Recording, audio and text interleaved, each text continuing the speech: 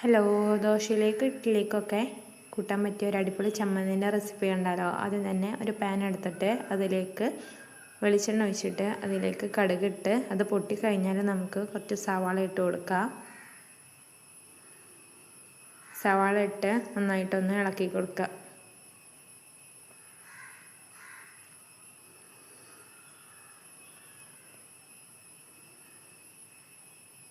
ഇനി ഇതൊന്ന് വഴന്ന് വരാൻ വേണ്ടിയിട്ട് കുറച്ച് ഉപ്പിട്ട് കൊടുത്തിട്ടുണ്ട്. നമ്മുടെ സവാളൊക്കെ നന്നായിട്ട് വഴന്ന് വന്നിട്ടുണ്ട്. ഇനി ഇതിലേക്ക് കുറച്ച് തക്കാളിയും കൂടി ചേർത്ത് കൊടുക്കാം. ഇനി ഇതിലേക്ക് കുറച്ച് കറിവേപ്പില ചേർത്ത് കൊടുക്കാം. ഇനി ഇതിലേക്ക് മല്ലിച്ചപ്പ് ചേർത്ത് കൊടുക്കാം. മല്ലിച്ചപ്പ് ചേർക്കുമ്പോഴാട്ടോ ഒരു ടേസ്റ്റ് കിട്ടുന്നത്. അതെല്ലാം കൂടെ ഒന്ന് മിക്സ് ചെയ്തെടുക്കാം. ഇനി പൊടികൾ ചേർക്കാം.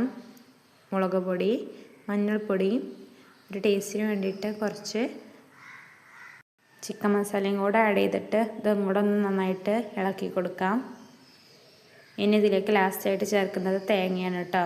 കുറച്ച് തേങ്ങ അത് നമുക്കിതിലേക്ക് ചേർത്ത് കൊടുക്കാം. എന്നിട്ട് ഇതൊന്ന് ഇളക്കി കൊടുക്കാം കേട്ടോ. ഇത് വേവാനൊന്നും നിൽക്കണ്ട, ജസ്റ്റ് ഒന്ന് ഇട്ടിട്ടൊന്ന് ഇളക്കിയിട്ട് നമുക്ക് ഫ്ലെയിം ഓഫ് ചെയ്യാം. ഇനി ഇതൊന്ന് മിക്സിൻ്റെ ജാറിലേക്ക് ഇട്ടിട്ട് നന്നായിട്ടൊന്ന് ബ്ലെൻഡ് ചെയ്തെടുക്കാം. ഒരു ചെറിയ ചൂടിൽ വേണം കേട്ടോ അതൊന്ന് ബ്ലെൻഡ് ചെയ്തെടുക്കാനായിട്ട്, അല്ലെങ്കിൽ നമ്മുടെ തേങ്ങയും ഇതൊന്നും അരഞ്ഞു കിട്ടൂല. അപ്പോൾ നമ്മുടെ ചമ്മന്തി ഇവിടെ റെഡി ആയിട്ടുണ്ട്. എല്ലാവരും ഒന്ന് ട്രൈ ചെയ്ത് അഭിപ്രായം അറിയിക്കാം കേട്ടോ.